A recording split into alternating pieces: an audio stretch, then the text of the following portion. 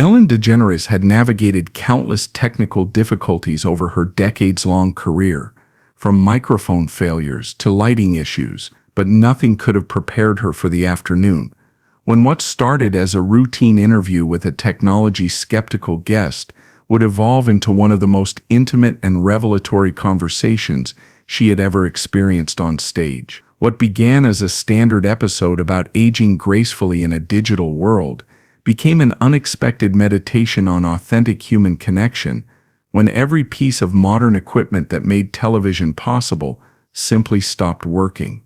It was a peaceful Wednesday afternoon at the Ellen Studios, and the atmosphere was contemplative as they prepared for what was scheduled to be a charming episode featuring stories about older adults navigating modern technology and finding joy in simpler pleasures.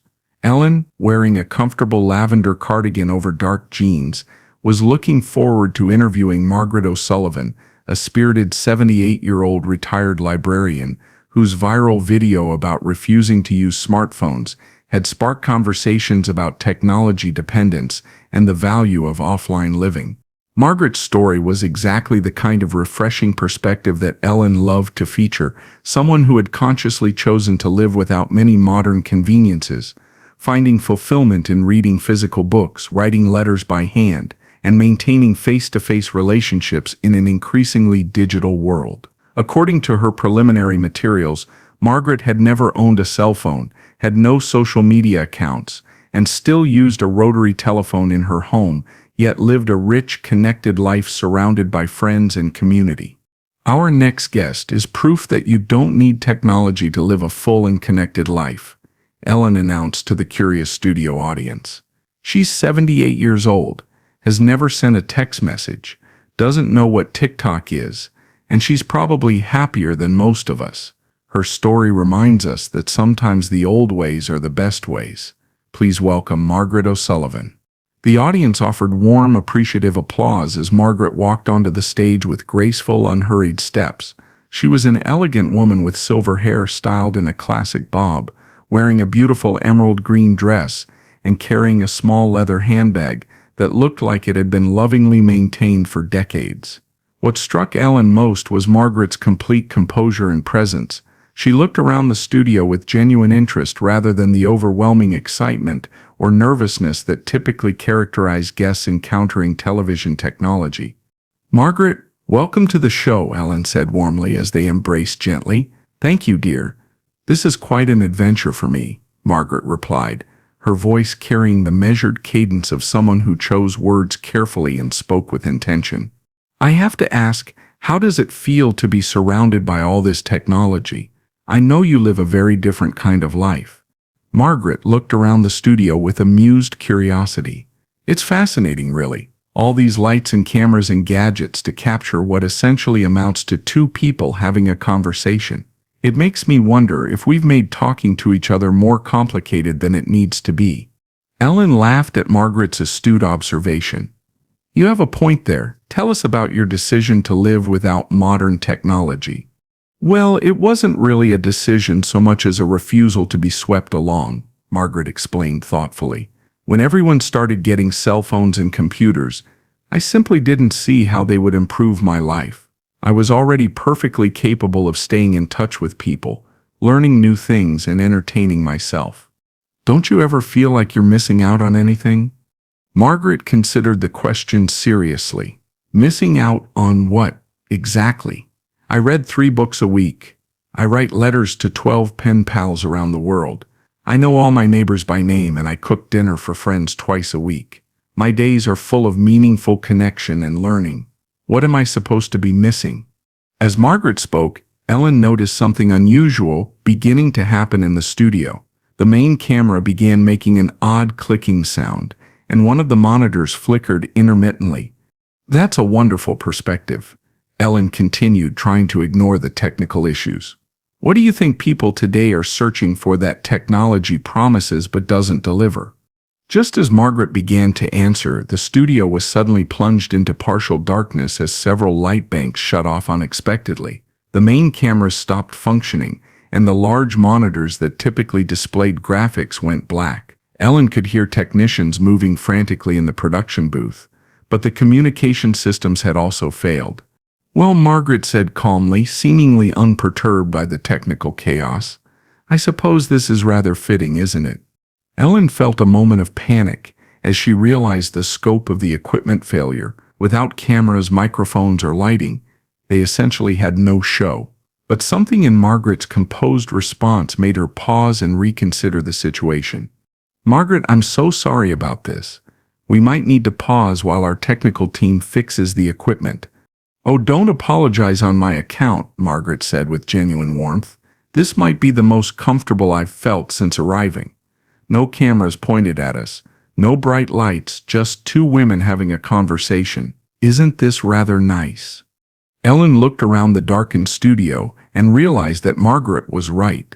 Without the technological apparatus of television production, the atmosphere had become remarkably intimate. The audience, instead of being distracted by camera movements and monitor displays, was leaning forward to listen more intently. You know what, Margaret? You're absolutely right. This is nice. Ellen made a spontaneous decision that surprised everyone, including herself. Instead of halting the interview, she settled back in her chair and continued talking with Margaret as if they were simply two friends having coffee. Margaret, without all the distractions, I'm curious, what do you see when you look at how people live today? Margaret's eyes sparkled with appreciation for Ellen's willingness to continue despite the technical difficulties. I see people who are constantly busy but never quite present. Everyone is always checking their phones, even when they're with people they love. It's as if they're afraid that the moment they're living isn't as important as the message they might be missing. Ellen felt the truth of this observation settling over her. I have to admit I'm guilty of that myself. Even during conversations, I sometimes find myself thinking about what I need to post later, or what messages might be waiting. But right now, Margaret pointed out gently, you're completely here. No cameras to perform for, no audience reactions to manage, no technological interruptions. How does it feel? Ellen paused and took inventory of her internal state. It feels quieter, like my mind isn't racing to the next thing. That's exactly what I mean, Margaret said with satisfaction. Technology promises to connect us, but it often fragments our attention so severely that we lose the ability to be fully present with another person. The audience, which had initially been restless about the technical difficulties, had grown completely silent, hanging on every word of this increasingly intimate conversation. Without the typical production elements, everyone seemed to be experiencing something unusual and profound. Margaret, you mentioned that you write letters. What's different about that compared to digital communication? When I sit down to write a letter, Margaret explained, I have to think carefully about what I want to say. I can't just fire off a quick response and move on. I have to consider the person I'm writing to, what's happening in their life, what would bring them joy or comfort. Each letter becomes a meditation on that relationship. Ellen found herself deeply moved by this description. That sounds incredibly meaningful. It is, and when I receive a letter back, I can hold something that person touched, see their handwriting, notice if they were in a hurry or taking their time. There's a physical presence to it that email can never replicate. As Margaret spoke, Ellen noticed that her own body had relaxed in a way that felt unfamiliar during tapings. Without the pressure of managing cameras, timing, and production elements, she felt genuinely present in a way that she rarely experienced while working. Margaret, I'm realizing that this technical failure might be the best thing that could have happened to our conversation. Margaret smiled with obvious pleasure. I was hoping you'd see it that way. Sometimes the best conversations happen when we remove all the equipment designed to improve conversation. Ellen turned to address the audience, who were still listening with rapt attention despite having nothing to watch but two women talking in dim lighting. Folks, I know this isn't what you expected from a television show, but I'm learning more in this conversation than I have in many interviews with all our equipment working perfectly. She looked back at Margaret with newfound appreciation. What would you want people to take away from your approach to living? I'd want them to understand that slower doesn't mean worse, and simpler doesn't mean less fulfilling, Margaret said thoughtfully. I'd want them to try just for one day living without their phones and see what they notice about themselves and their relationships. What do you think they'd discover? They'd discover how much of their lives they've been missing while they were busy documenting and sharing it. They'd notice the texture of their partner's voice, the way light changes throughout the day, how food tastes when you're not photographing it. Ellen felt a profound shift in her understanding of presence and attention. Margaret, you're describing a way of living that sounds almost radical in our current world. It's only radical because we've convinced ourselves that constant stimulation and instant communication are necessities rather than choices, Margaret replied. But the things that make life meaningful, love, friendship, learning, creating, helping others, none of those require technology. As if responding to Margaret's words, the studio lights gradually began coming back on, and Ellen could hear the cameras restarting. The technical team had apparently resolved the equipment failures. "Well, it looks like we're back to being a television show," Ellen said with a mixture of relief and disappointment. "That's all right," Margaret said with a knowing smile.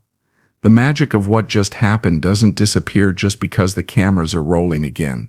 Ellen realized that Margaret was absolutely right. Something had shifted during their unplugged conversation that continued even as the technological apparatus of television production resumed functioning. "Margaret, before we finish, I want to ask you something personal. This conversation in the dark has been more meaningful to me than many interviews with full production support. How do you maintain this quality of presence in your daily life?" "Practice," Margaret said simply. "Every day I choose to pay attention to what's actually happening rather than thinking about what might happen or what has happened. When I'm with someone, I'm completely with them. When I'm reading, I'm completely absorbed in the book. When I'm cooking, I'm fully engaged with the food. It's not complicated, it just requires the discipline to be where you are." Ellen felt tears forming as she recognized how rarely she applied this kind of attention in her own life. "Margaret, you've given me a gift today.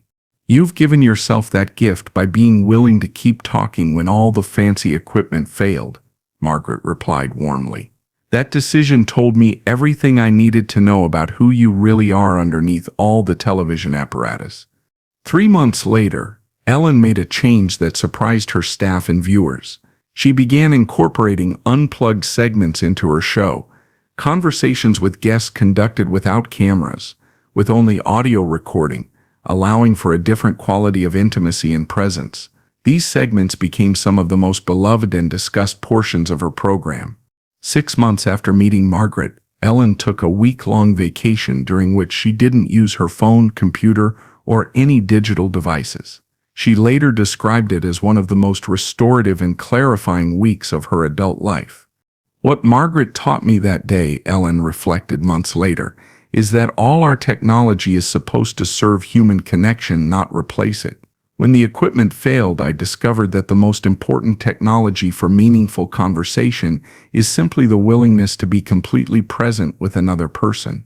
The episode, when it finally aired, included both the unplanned unplugged conversation and Ellen's reflections on what the experience had taught her about presence, technology, and authentic communication. Sometimes, Ellen would say in subsequent interviews, "The most high-tech thing we can do is sit quietly with someone and give them our complete attention." Margaret reminded me that the most sophisticated communication device ever invented is 2 people who are fully present with each other. Margaret became a regular correspondent for Ellen's show, appearing every few months to discuss the value of slowing down in an accelerated world. She never used video calling technology. Instead, Ellen would travel to Margaret's hometown for their conversations, continuing to learn from her example of intentional present moment living. Because sometimes the most advanced technology is actually the oldest technology, 2 human beings choosing to be completely present with each other without any equipment to mediate or improve what is already perfect in its simplicity.